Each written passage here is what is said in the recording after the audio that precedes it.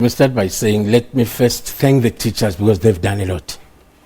Even if the province has been the lowest, but if you look at 73.2%, that is a performance. And you look at the nature of the provinces that have performed lower. Generally, we know the reasons around Limpopo and Eastern Cape. Those are the rural provinces, and resources are a challenge there. We've had really shining rural students previously from other parts of the country. And when you look at such shining rural students, how many out of how many?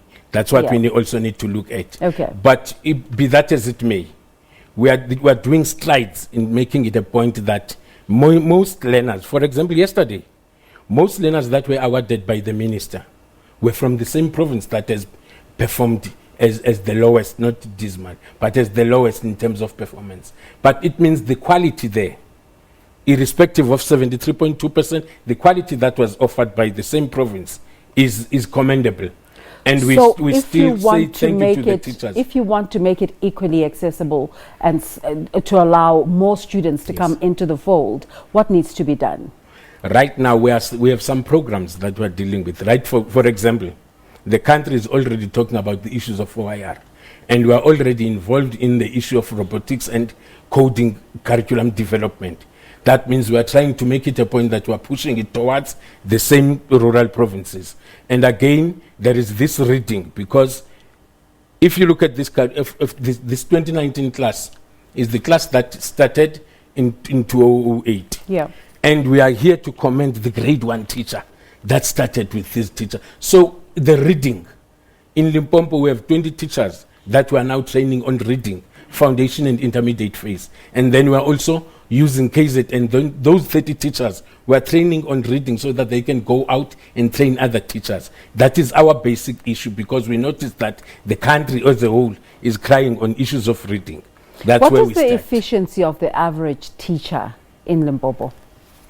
What I can say to you, the teachers, in terms of their efficiency, I cannot be giving you stats as they are right now. But what I can say is that what we know is that whatever that we are doing, the teachers that are there are very committed into their work. And those that are not are always motivated towards their work.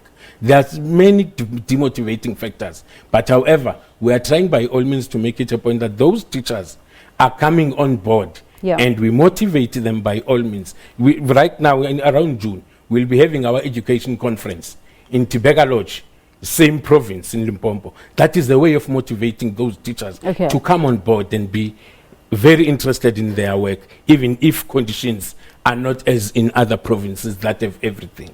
For a long time, the National Education Department was aiming towards achieving an 80% pass mark. Now you're at 73%. What do you hope to get to?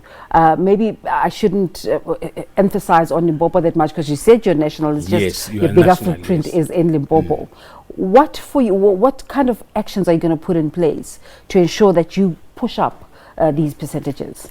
Yes, first let me tell you that we are twining. As I said, the union has made inroads even in other provinces. The networking that is within our union is the one that it helps us a lot. The networking between Gauteng and Limpopo teachers, the networking between KZN and Eastern Cape, including Free State, that is number one, is there to help all other provinces to strike a balance. Yes, we commend the Department of Education, the teachers that worked so hard to reach the 81.3% from 78. That 3.1 is a lot, because it is for the first time going beyond, that is reaching the level 7 in terms of performance. So we wish to maintain and go further, because we are still worried about the 18.7% that he has managed, and still we pose it to the department to say, let's start to think about this 18.7. We don't want them to vanish. Fortunately, the Director General said it yesterday, that umuntu akalahlwa. There's no dustbin for a human being, even with a child. So we want to know what is going to happen. That's one thing that we're posing to the department. What is going to happen with this 18.7% that couldn't make it? Because we want to see them maybe sitting in your chair in the next few years, even if they couldn't make it in 20 2019 results. So you say you've given us a bit of history about your heritage, Yes. and saying that Peu is non-aligned. How does that allow you to talk about the issues that affect teaching and learning, which are outside of the teaching environment and are societal issues? Yes, as I said, we are a social partner to the department. And we sit in all the forums where the teachers are given a space to talk. And then our positions are given clearly in that. We are articulated in all those forums. And we further give our members the directive in terms of what to say in various levels of education. That is from branch up to the national level. Yeah. What I'm saying here is what a branch member can say in terms of understanding our position.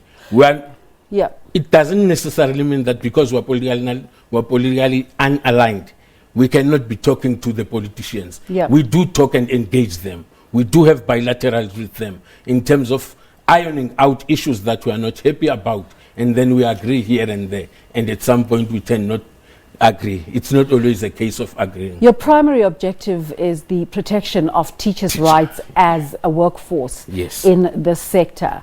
What kind of challenges are facing teachers in carrying out their work, specifically your members? But I also want to ask you, if as a teacher, your biggest responsibility is carrying out a learning process, teaching a younger generation coming up, are you then not confused in terms of which trade union to go to when there's just so many going around? And what makes the difference between being the member of Peu as opposed to being in another union? Okay, thanks.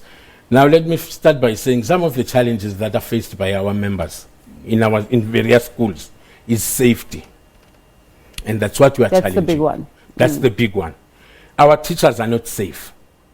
There's violence in our schools.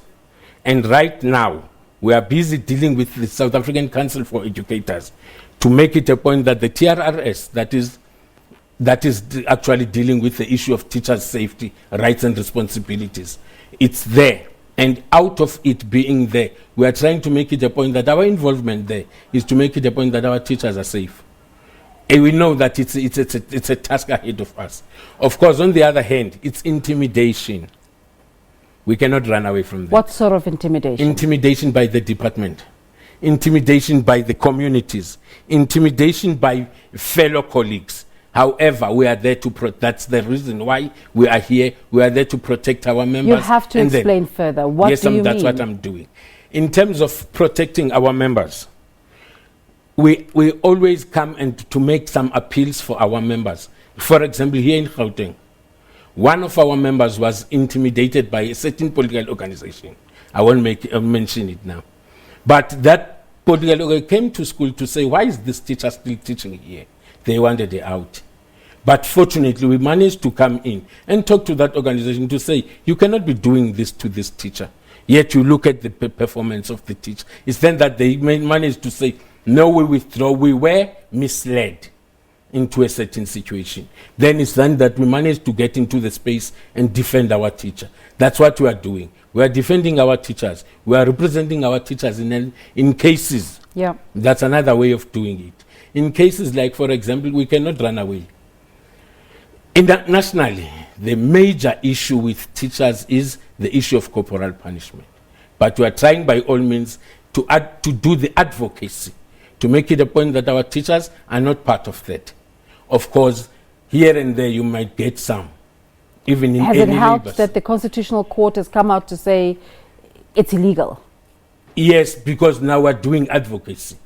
And we're even saying it's no longer only at school now. Even in your house, you can't touch your child just like any other thing. The spanking issue, you know the history about it. So how are you preparing your members to engage with the class of 2020?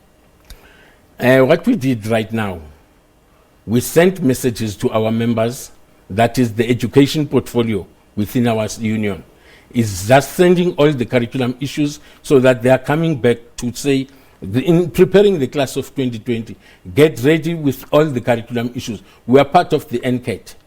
that is within the Department of Education. We are working with the Department of Education, and there's this new issue of Chapter 4 of the CAPS document.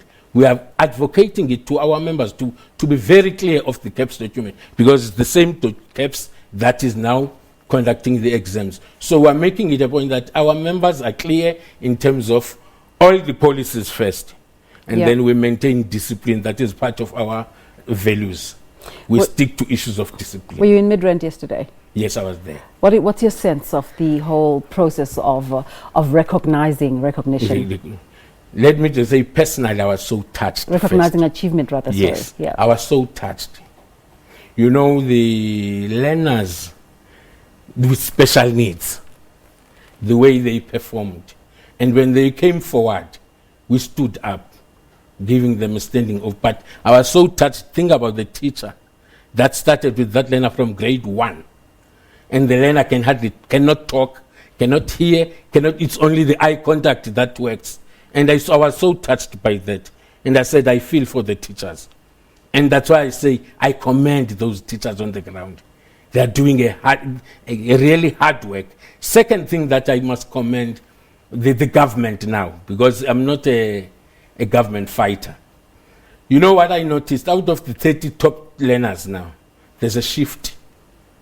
What we used to see there, in terms of, may I say complexion of color or what? Yeah. Or race. It's now changing. It's more representative, you mean? It's more representative, and demographics are saying it now, that there are too many blacks there now that are now coming into the party to perform. And that's what I noticed. And I was so touched even by that, because previously you would see that the top achievers are from the former modest schools. But now deep rural, a boy from Nyanga High in Nobo, and being the number 2. And there was a period when the MEC from Limpopo had to go up the stage, because quintile 1, position 3 to 1. That was the same rural Limpopo taking everything. So I was so touched by that, and I said, our country is taking the right direction in terms of making it a point that our biasness is towards the poor. That's what touched me most. Otherwise, I still congratulate the class of 2019 and continue to warn the same class of 2019 to be careful of the bogus universities and colleges that are all around, because they'll be taking a lot of money from them only to find that they are not recognized. So we wish to warn them as the professional educators to say, please screen the university or the college before you enroll. Yeah. And then again, the universities, please enroll these learners, because I'm sure any vice chancellor wouldn't sleep seeing a learner on the streets only to find that that learner was excluded. I'm from that background where we fought against exclusions in universities, let alone that the language changed. It's still a battle that's going to come up. I know we'll be covering it in the coming weeks. I mean, the University of UJ already, when you see their billboards around town, they say, we will not be taking any walk-ins. If a student has not made the effort to apply, that's going to be tough. But this calls for university management to go down to and have a link with the Department of Education that is very direct, and go down to the institutions. When they're doing their marketing, they are only focusing on a certain group. Then that means they must be able to say all universities are able to cater for learners, and they're going down to them, than to say now we are closed, we are full. You cannot be full. Yes, we understand we've got around 26 universities, yet 26,000 high schools. So we are and on top of that, it's only 36.9% of the bachelors that have been there. Well, thank you very much for coming through this morning, Mr. Mkhuseli Dubula. Yes. He is from the Professional Educators Union, talking to us about matric results, and it's a continuing story. Let's now